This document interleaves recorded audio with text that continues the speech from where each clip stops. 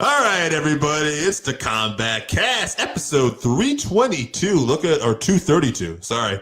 It's going to be a preview for UFC 323. The man called Dave, it's Chevy. Thank you for joining us here today. We're going to be previewing mostly UFC 23, like we talked about, and we're going to talk about some of the big fights announced for the first big Paramount card coming up in January, UFC 324 as well. Chevy, why don't we just tell people what we got coming up first? All right.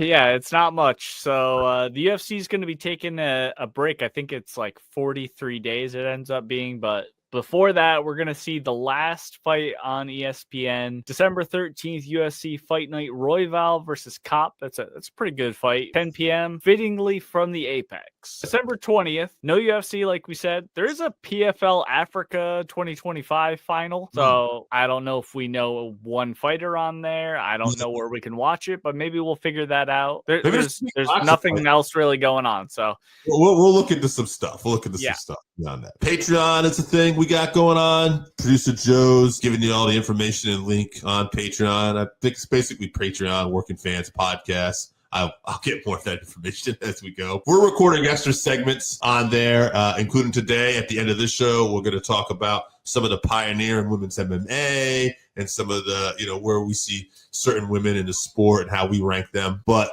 before we get all to that good stuff for the Patreon people that will hopefully be subscribed soon, let's go around the ring and let's talk about UFC 324 because there was some matchups announced and this has been kind of polarizing. Mainly, I'll get to the top one. It's the most polarizing. Paddy Pimblett versus Justin Gaethje for the interim lightweight championship. Ilya is stepping away for a bit. He's not retiring, but he's just going to be away for a few months. I understand for personal reasons. I don't think it's been made super clear, but that's just he's stepping away. And so we have this fight. Now, the issue is Arman Tsarukyan, who just won, is the clear number one contender and should probably be fighting Ilya. But Ilya's not fighting. Arman just fought. And, would Arman fight again quickly, turn around? Maybe. But you could also just wait. Arman could just wait for Ilya. Or we could do an interim fight later down the road. Or maybe this is more Arman didn't fight for that title that one time and pulled out. So F him.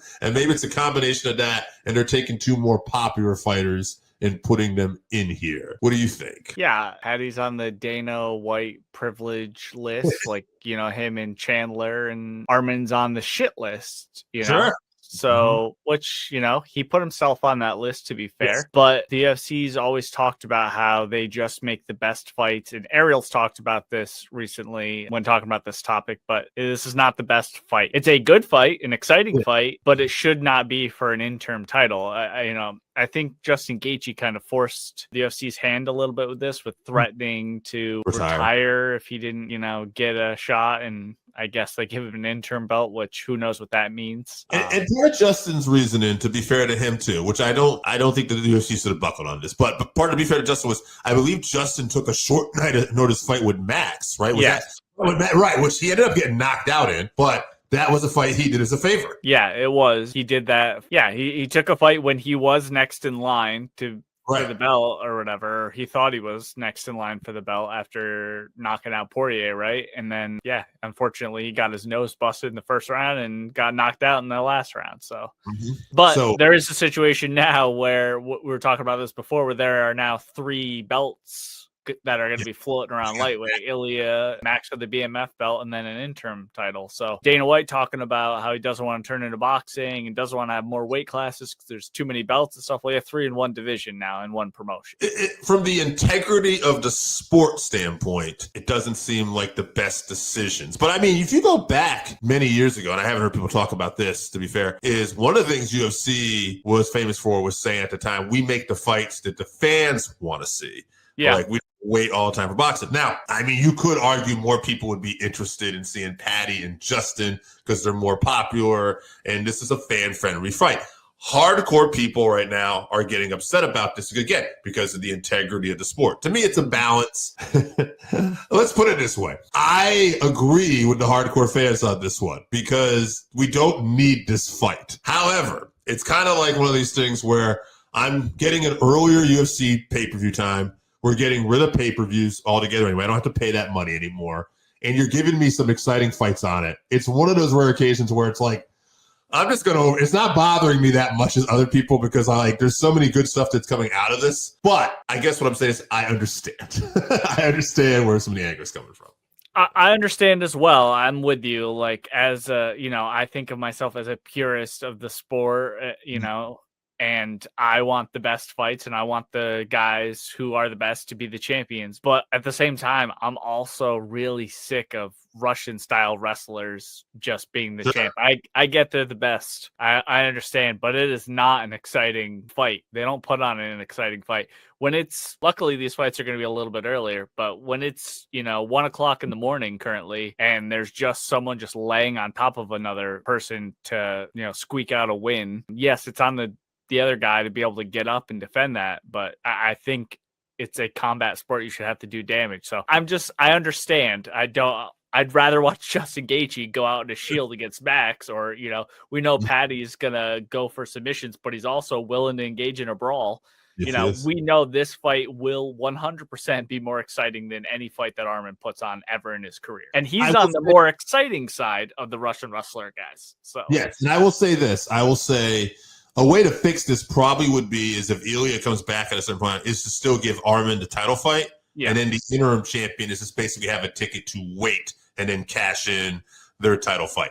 Which kind of defeats the point of what an interim title is, but... Yeah. It's happened before, right? Like we've had this issue before. Yes. So. And then the other problem with this card, I think that people are complaining about, and this one I get a little more, is did the Bantamweight Championship fight between Kayla Harrison and the returning GOAT Amanda Nunes. Spoiler for Patreon talk later, probably want to see, but Amanda Nunes is taking a co-main event position, which is silly because this is an actual title fight. Yeah. Whereas the other one's an interim title fight. But UFC does have this history, not always, but I would say 95% of the time, they tend to go with the higher weight class as the main event if it's a title fight.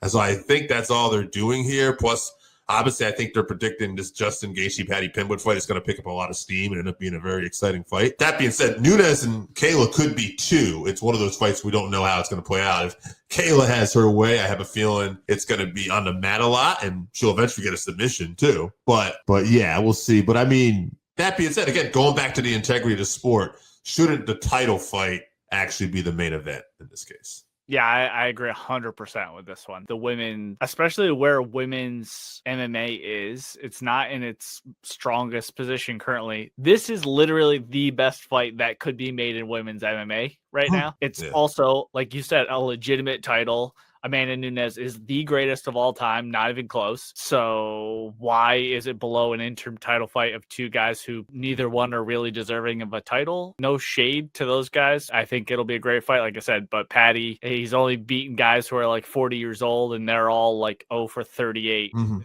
their last like 7 fights or whatever. Amanda Nunes, she knocked out Cyborg. She knocked out, Ronda. She choked Miesha Tate. These are all like Mount Rushmore people. So she has 2 wins over Valentina. Exactly. Yeah. So it's absolutely ridiculous that fight is not the main event. Yes. So it'll be interesting. We'll talk more about that as we get closer to UFC 324. Overall, I think we're looking at it as more of a positive with the move to Paramount.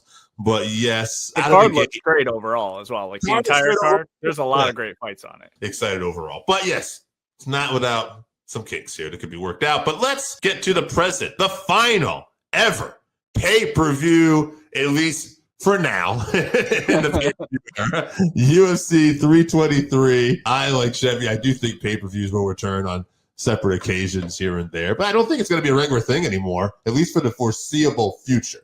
I have a question for you. So we both think that they will be sporadic and we'll see them. Do you think that they're going to go from $79.99 to now they'll be $100 because we don't have to pay for them every month or something? Absolutely. It's going to be some special event where Conor McGregor fights, John Jones fights. It's $100 pay-per-view. Yeah. Bullshit. And it'll be a hook. And they'll be getting casual fans in and probably too. Maybe Jake Paul's MMA debut against Conor McGregor or some bullshit. Who knows? But yeah, I think, or maybe a boxing / MMA hybrid card that they don't like to do. Maybe that'll be the catch, right?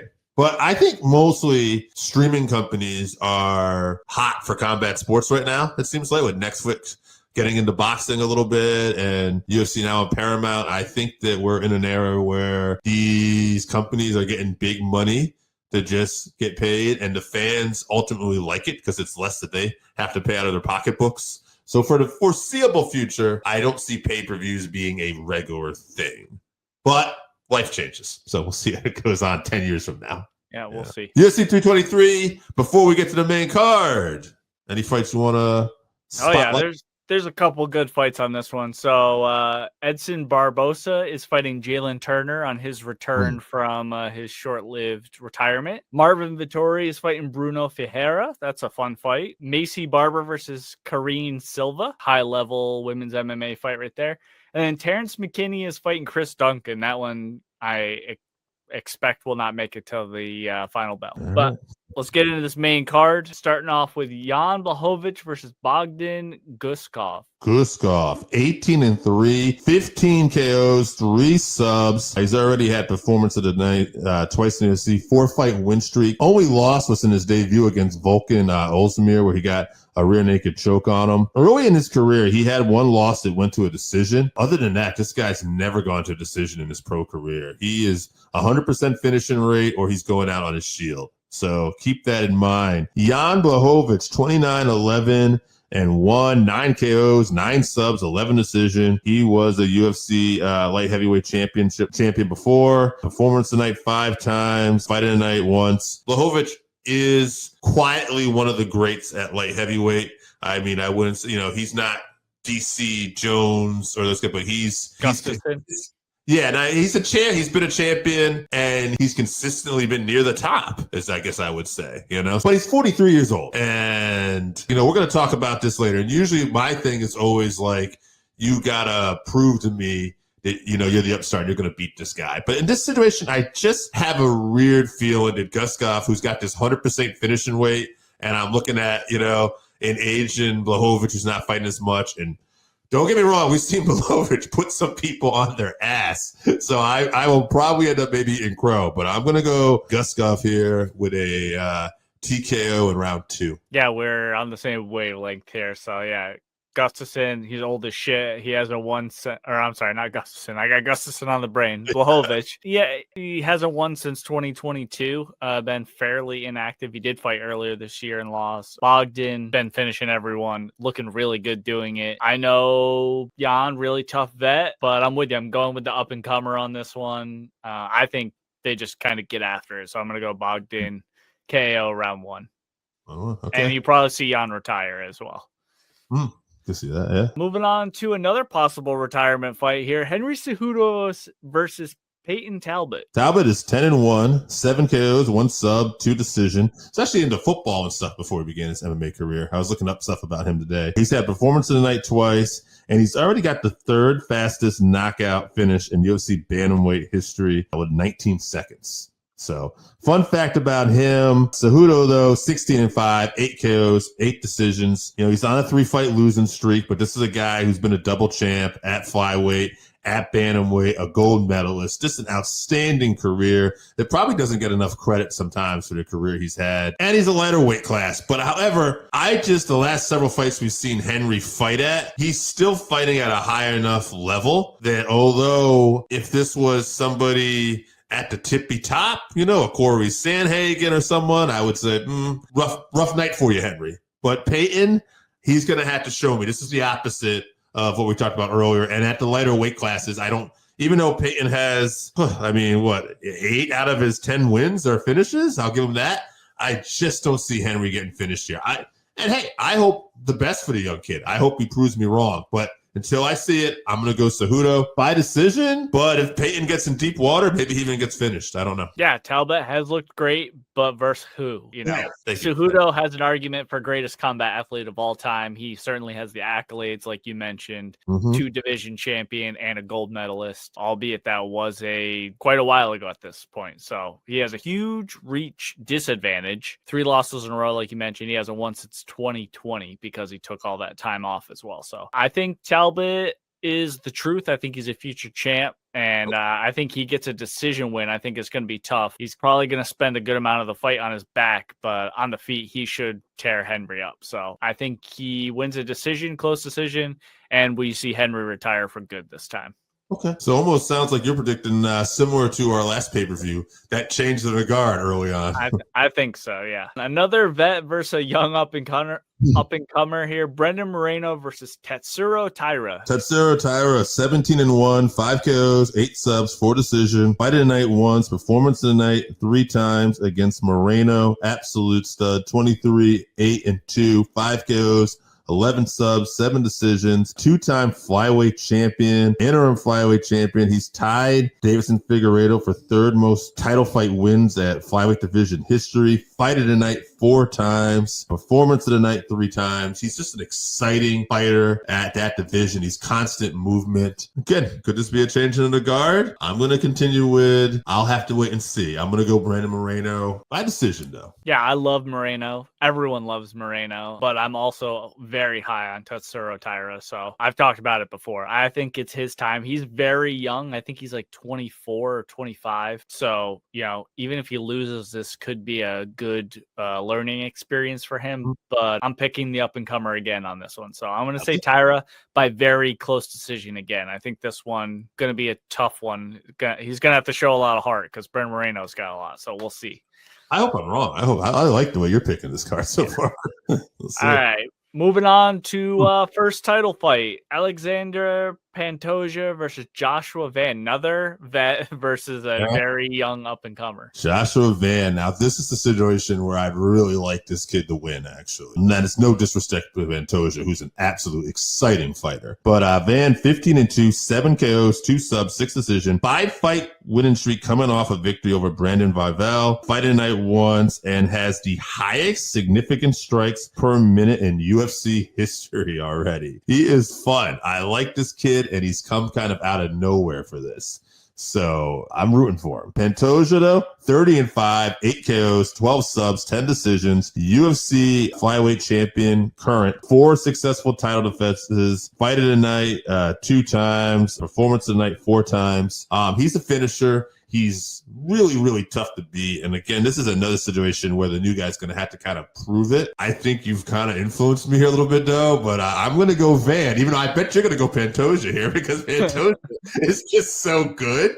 And I'm going to say that my mind would tell me pick Pantoja here. Pantoja will find a way to finish. And this is such a step up because even though Van beat Royval, who's absolutely one of the top guys, I consider Royval and Moreno, like right there under Pantoja. Pantoja has looked a lot better than Moreno and Royval. So I don't know. It's an uphill battle for Van for sure, but I'm pulling for this guy. 5-round decision. I bet you, though, no matter what, I'm going to go this is possibly fight of the night. Yeah, that's a good shout. So, yeah, Van, only 24, another super young guy, but he's looked so good in his last few fights. He's well deserving of a title shot. Yes. The problem is he's coming up against one of the best flyweights of all time. I would say he's number 2.